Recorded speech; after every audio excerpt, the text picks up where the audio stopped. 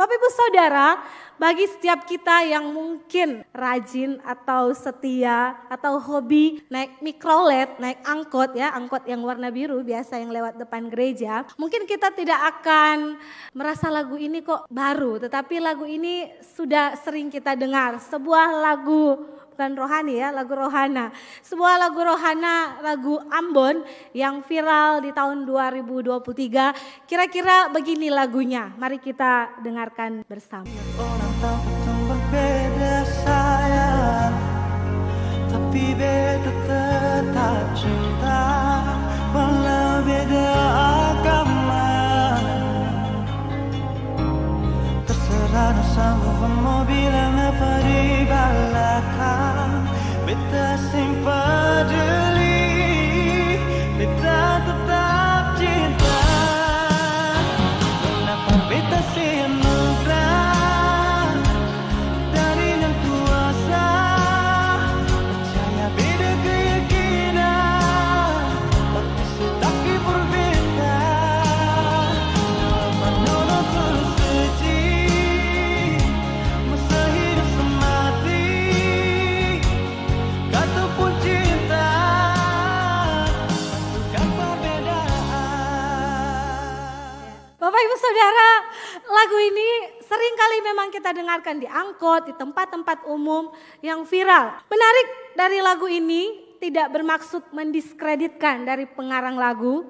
Saya yakin bahwa setiap pengarang lagu menghasilkan karyanya itu lewat mungkin pengalaman-pengalaman, lewat fenomena-fenomena yang terjadi di lapangan, ataupun memang dari ide-ide yang cemerlang yang dihasilkan. Tetapi percaya atau tidak, ketika kita melihat lirik daripada lagu Cinta Beda Agama ini dikatakan biar orang katong berbeda, biar orang tahu katong berbeda sayang. Maksudnya kalau dalam bahasa Manado, biar orang tahu orang berbeda ya, berbeda agama tetapi tetap cinta.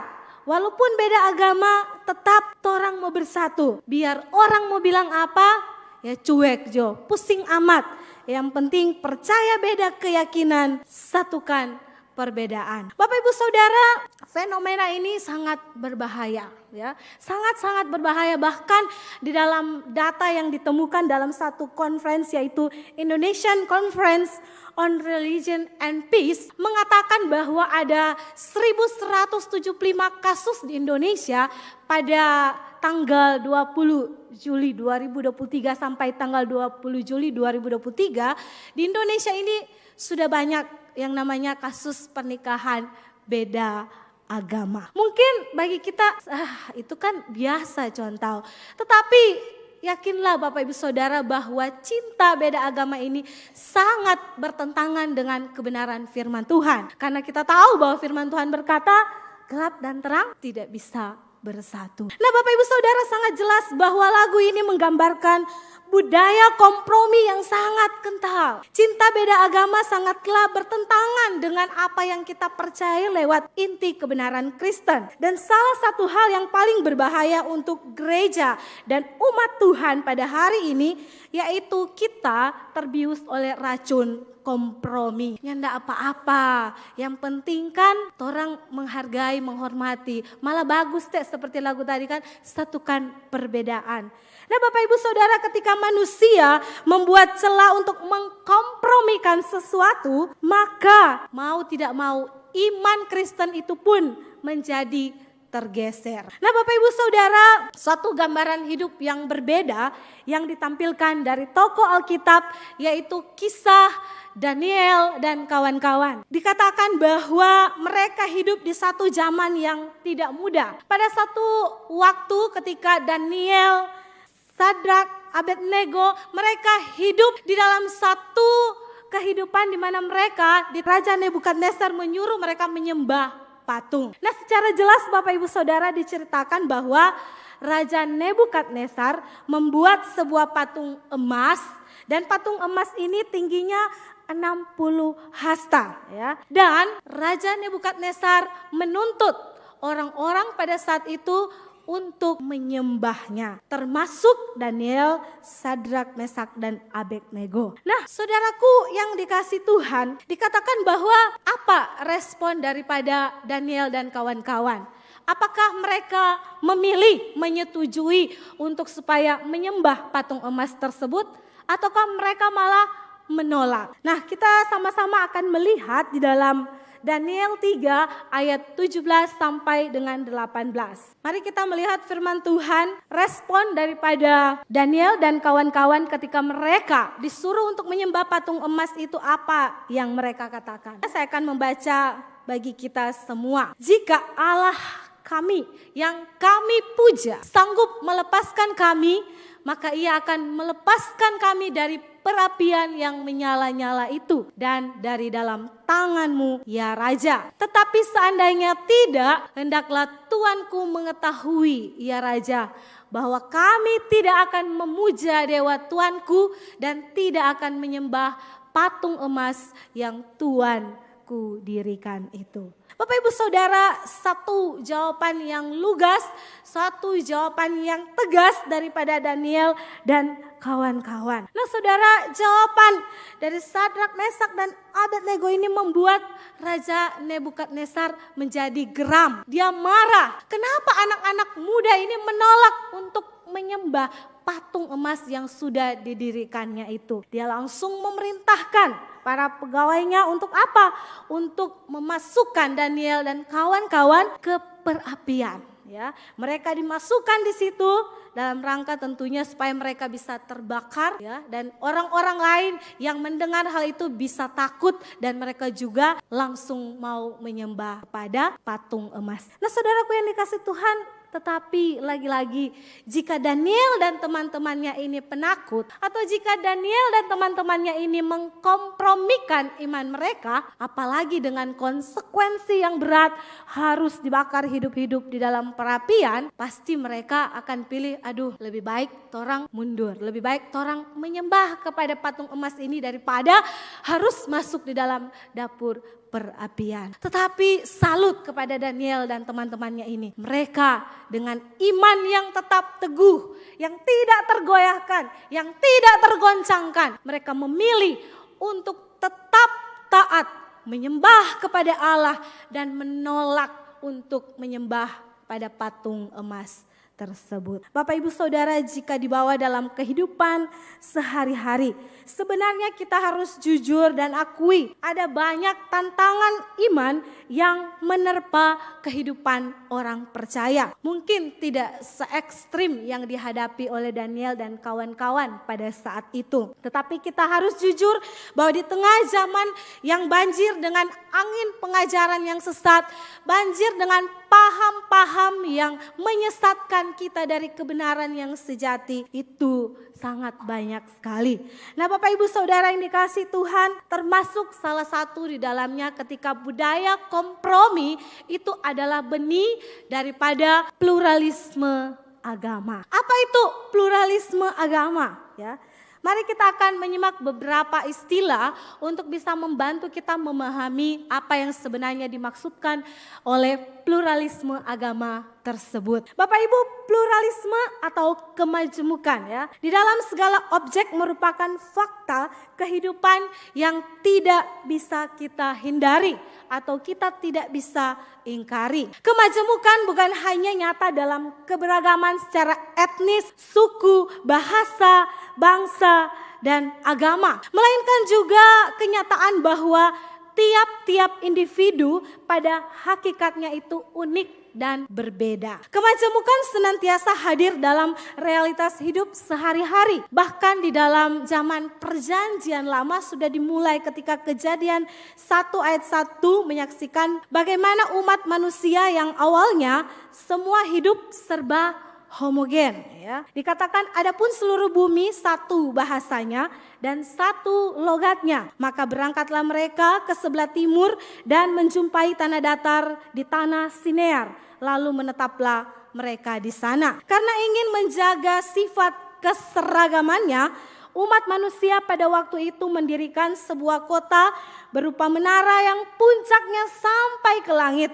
Dengan tujuan apa? Dengan tujuan agar mereka jangan terserak ke seluruh bumi. Ternyata apa reaksi Tuhan Bapak Ibu Saudara? Reaksi Tuhan itu berbeda dengan apa yang diharapkan manusia. Segala upaya untuk menyeragamkan umat manusia dalam satu bahasa dan dalam satu logat tampaknya ditolak mentah-mentah oleh Allah. Penolakan Allah disaksikan secara dramatis.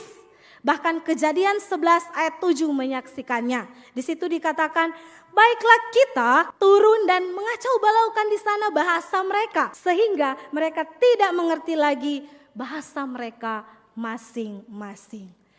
Dari kesaksian kitab Kejadian 11 ini kita dapat menyimpulkan bahwa Allah pada dasarnya menghendaki kemajemukan sebagai tanda kekayaan dan keunikan seluruh ciptaan. Nah Bapak Ibu Saudara, dengan hal itu dimaksudkan bahwa di bumi yang satu ini manusia itu dapat hidup serba majemuk, unik, personal, sesuai dengan kodrat karunia dan panggilannya masing-masing. Nah pluralisme sebagai fakta yang kini tidak dapat dipungkiri atau dipandang sebelah mata. Pluralisme juga tidak terhindarkan terjadi di Indonesia. Kita tahu kita hidup di bumi Indonesia, bahkan juga di kota Manado yang kaya dengan suku, kaya bahasa, bahkan juga kaya dengan agama atau jenis agama yang berbeda. Nah Bapak Ibu Saudara, secara de facto Indonesia merupakan negara yang memang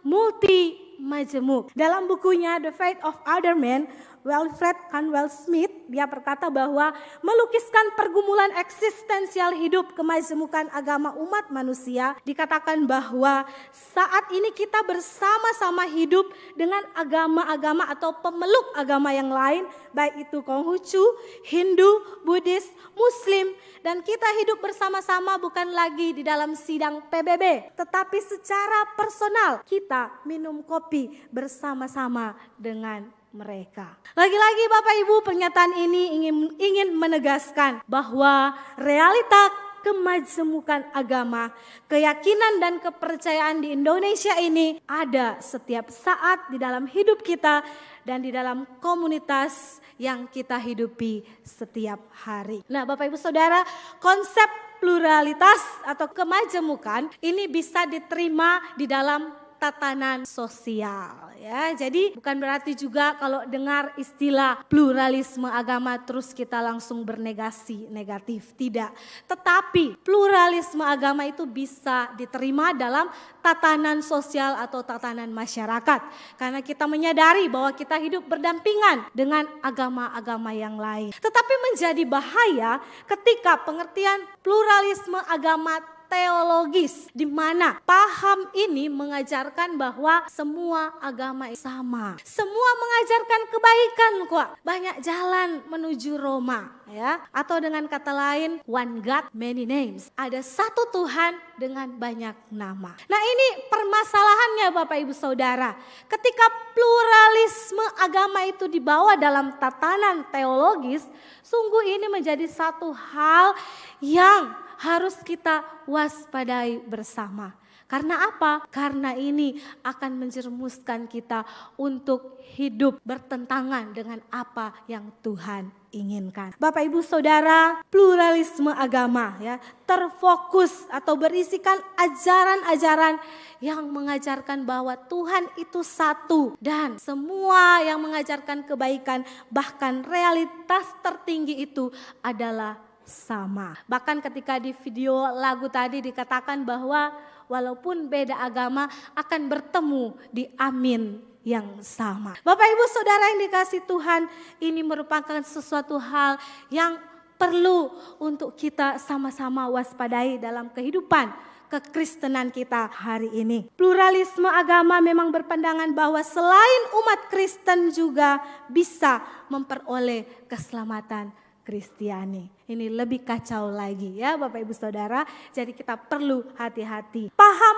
pluralisme agama secara teologis sangatlah menjadi sesuatu hal yang tidak sama tentunya dengan firman Tuhan. Nah Bapak Ibu Saudara, perlu kita tahu bahwa walaupun kita bukan orang-orang yang terlalu juga eksklusif ya, yang menganggap bahwa agama kita ini paling benar, tidak, tetapi kita harus memegang teguh bahwa di dalam Kristus ya, tidak ada nama lain yang bisa menyelamatkan. No other name, no other way. Tidak ada jalan lain. Hanya satu-satunya jalan untuk bisa ke rumah Bapa, yaitu apa?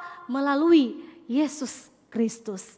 Dan ini harus benar-benar kita yakini, kita resapi, dan kita hidupi di dalam kehidupan kekristenan kita. Nah Bapak Ibu Saudara, pertanyaannya adalah bagaimana kita sebagai gereja dan orang percaya menanggapi bahaya pluralisme agama tersebut? Bapak Ibu Saudara, pertama yang boleh kita kembangkan dalam kehidupan kita yaitu tetap percaya kepada Tuhan ya. Iman berbicara bukan hanya sekedar kita percaya, tetapi bagaimana mempercayakan hidup kita kepada Tuhan. Bahkan ada yang berkata iman itu bukan cuma sekedar belief, tetapi trust. Dari belief ke trust itu perlu challenge, perlu tantangan. Dan bagaimana iman kita bisa bertumbuh, itu bisa dibuktikan lewat tantangan-tantangan hidup yang kita alami. Nah sebagaimana kita bisa bertahan, disitulah kita betul-betul trust in the Lord kepada Tuhan. Dalam segala keadaan, walaupun angin-angin pengajaran, badai ajaran-ajaran sesat yang selalu menghempas kehidupan orang percaya. Tapi kalau kita tetap punya prinsip yang tidak tergoyahkan, unshakable, kita tetap percaya bahwa di dalam Kristus kita teguh memegang doktrin inti kekristenan di dalam hidup kita. Itulah yang akan menjamin kita akan tetap kuat menghadapi tantangan-tantangan yang ada. Bapak Ibu Saudara, iman bukanlah atau kekristenan itu bukan didasarkan seberapa baik dan salehnya kita. Tetapi kekristenan itu ditentukan apakah kita sungguh-sungguh trust in the Lord. Apakah kita betul-betul sungguh percaya kepada Tuhan? Kita menikmati hidup ini dengan terus apa? Terus mempercayakan hidup kita. Sebagaimanapun tantangan yang ada, kita siap. Karena kita tahu bahwa Yesus Kristus bukan hanya sekedar nama, tetapi dia nama yang punya kuasa, yang berhak menentukan jalan kehidupan kita semua. Bapak Ibu Saudara, sudahkah kita benar-benar percaya kepada Tuhan? Dan pertanyaan lanjutan adalah, sudahkah kita mentuhankan Tuhan sebagai Tuhan di dalam kehidupan kita? Bapak Ibu Saudara, jangan-jangan ada Tuhan yang lain di dalam hati kita. Kalau Daniel dan kawan-kawan bisa berkata, Allah yang kami puja. Pertanyaannya, siapa yang kita puja hari ini? Ketika kita datang ke gereja, apakah benar-benar kita sudah mengalami perjumpaan pribadi dengan Tuhan? Apakah karena kita mau memuja Tuhan, mau menyembah Dia dalam roh dan kebenaran, sehingga itulah yang membuat kita bergairah untuk mencari Tuhan. Sekalipun memang tidak bisa dipungkiri banyak tantangan hidup, tetapi kalau kita mau bisa berdiri dan katakan trust in the Lord, berarti kita itu sungguh-sungguh percaya ada Kristus yang mengontrol hidup kita. Bapak Ibu Saudara yang dikasihi Tuhan, marilah kita selalu berkata kepada Tuhan, ujilah aku Tuhan dan kenali jalan-jalanku. Jangan-jangan sudah terlalu lama aku nyaman dan menyimpang dari jalan kebenaran-Mu. Bapak Ibu Saudara, yang kedua yang harus kita lakukan adalah kita menjadi penjaga-penjaga kebenaran. Kita menjadi orang Kristen yang mau bertanggung jawab dengan iman kita. Kepada agama-agama lain kita tidak sibuk untuk mempertandingkan. Tetapi kalau mau secara objektif, memang dalam dialog-dialog perlu ada pertanggungjawaban iman ya. Membandingkan boleh, tetapi untuk mempertandingkan iman dengan agama yang lain itu tidak boleh. Nah Bapak Ibu Saudara yang dikasihi Tuhan, menjaga kebenaran yang diajarkan oleh Tuhan Yesus supaya bisa dilestarikan sampai selama-lamanya dan kita mau hidupi dalam kehidupan. Di dalam menghadapi realitas banyak agama, kita tidak perlu menghakimi ya. Kita tidak perlu menistakan agama yang lain. Tetapi kita perlu serius menjaga kebenaran yang kita peragakan tiap hari. Bapak Ibu Saudara, disinilah peran kita sebagai orang percaya untuk boleh melestarikan kehidupan Yesus Kristus di dalam hidup kita. Setiap kali kita mencari Tuhan dan menemukan Tuhan, sebenarnya kita sedang bercermin di mana jiwa dan roh kita. Apakah seluruh kesadaran itu sudah diterangi Roh Kudus, sudah diterangi firman Tuhan atau belum? Bapak Ibu Saudara, tanggung jawab kita untuk menjaga iman kita. Karena iman itu adalah anugerah daripada Tuhan. Iman itu bukan didasarkan karena perbuatan baik kita. Tetapi iman adalah semata-mata karena anugerah Tuhan. Allah yang berinisiatif mengangkat kita dari lubang kebinasaan. Saudaraku yang kasih Tuhan, yang ketiga, apa yang bisa kita lakukan? Yaitu kita bisa menjadi terang bagi bangsa ini. Sejak menjadi anak-anak Tuhan, maka kita disematkan dengan identitas ilahi sebagai anak terang. Sebagaimana Matius 5 ayat 16 berkata, demikianlah hendaknya terangmu bercahaya di depan orang supaya mereka melihat perbuatanmu yang baik dan memuliakan Bapamu yang di sorga. Saudaraku yang dikasih Tuhan, orang bilang kalau ada tantangan berarti ada peluang. Ya. Ketika tantangan pluralisme agama itu sungguh-sungguh membuat kita mungkin gentar, tetapi kita tidak perlu takut. Ada sisi peluang di mana kita juga bisa menjadi pembawa terang bagi mereka. Mungkin melalui hidup kita, melalui karakter-karakter Kristus yang kita peragakan tiap hari, itu menjadi cerminan bagi mereka untuk melihat ada Tuhan Yesus Kristus. Melihat bahwa hidup kita ini berbeda dari yang lain. Nah, Bapak Ibu Saudara, William Barclay di dalam satu statementnya dia berkata, bila orang tidak siap untuk hidup taat dan berbeda dengan dunia ini, maka lebih baik dia tidak menjadi Kristen sama sekali. Ya. Jadi kalau orang tidak mau hidup berbeda dengan dunia ini, lebih baik tidak usah jadi Kristen sama sekali. Nah Bapak Ibu Saudara, kata yang paling umum bagi orang Kristen ketika dalam perjanjian baru yaitu adalah hagios. Ya. Makna dasar dari kata hagios ini adalah berbeda atau terpisah, berbeda dan terpisah. Nah, bait suci itu hagios, sebab ia berbeda dengan gedung-gedung lain, gedung mall ataupun gedung-gedung pemerintahan. Dan orang Kristen itu seharusnya memang hidupnya hagios karena mereka berbeda dengan orang lain. Kan Roma 12 ayat 1 juga berkata bahwa berubahlah oleh apa? Pembaharuan budimu. Nah Bapak Ibu Saudara, Tuhan memanggil kita di tengah-tengah dunia ini bukan untuk menjadi duniawi. Tetapi kita punya panggilan khusus sebagai anak-anak terang untuk bisa juga memantulkan terang itu kepada orang-orang di sana yang membutuhkan kasih Tuhan. Saudaraku yang dikasih Tuhan, kita harus benar-benar punya prinsip hidup. Bahkan yang keempat, kita belajar bahwa bagaimana bisa menyikapi pluralisme agama, yaitu kita harus menyadari akan keunikan dan keutamaan Kristus. Bapak Ibu Saudara, sebagai anak-anak Tuhan, kita tahu bahwa Kristus itu dia paling berkuasa dari siapapun di dunia ini. Kita tahu bahwa proklamasi yang unik tentang Allah yang menjadi manusia dalam Yesus Kristus, dan Yesus itu adalah pribadi yang unik, dia ilahi dan juga sekaligus manusiawi. Dan kita perlu sadari juga bahwa keselamatan yang unik di dalam dia dan melalui Yesus Kristus, kita diselamatkan, kita mendapatkan jaminan hidup kekal, dan kita tahu bahwa agama-agama lain hanya menekankan usaha, kekuatan, dan perbuatan. Bapak Ibu Saudara, Robert Rowe dalam bukunya Asal Mula Agama sangat jelas mengemukakan bahwa perbedaan kekristenan dengan agama-agama lain yaitu terletak pada keselamatan. Bukankah kita berbangga, tetapi bukan cuma cukup sampai di berbangga. Kita punya tugas. Kita punya tugas juga untuk membawa terang kasih Tuhan. Mungkin lewat hidup kita orang lain juga bisa diselamatkan. Kiranya lewat firman Tuhan pada saat ini mengingatkan kita semua, mengajak kita semua untuk terus berjuang di tengah-tengah kehidupan ini.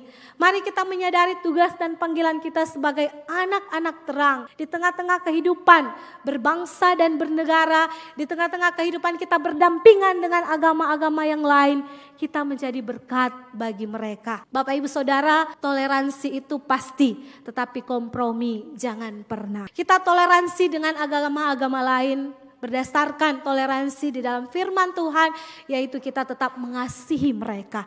Kita mendoakan mereka, kita menolong mereka. Tetapi kalau yang namanya iman itu adalah harga mati, tidak bisa ditawar-tawar. Kita tidak bisa mengkompromikan sesuatu hanya karena ada keinginan-keinginan hati kita yang harus divalidasi. Bapak Ibu Saudara yang dikasihi Tuhan, apa dan siapa yang kita puja hari ini? Betulkah Yesus Kristus yang kita sembah, ataukah ada oknum-oknum lain di dalam hati kita sehingga memalingkan, menggeser posisi Tuhan untuk supaya kita bisa tinggikan, kita bisa agungkan dalam seluruh aspek kehidupan kita. Tuhan Yesus memberkati firman-Nya. Amin.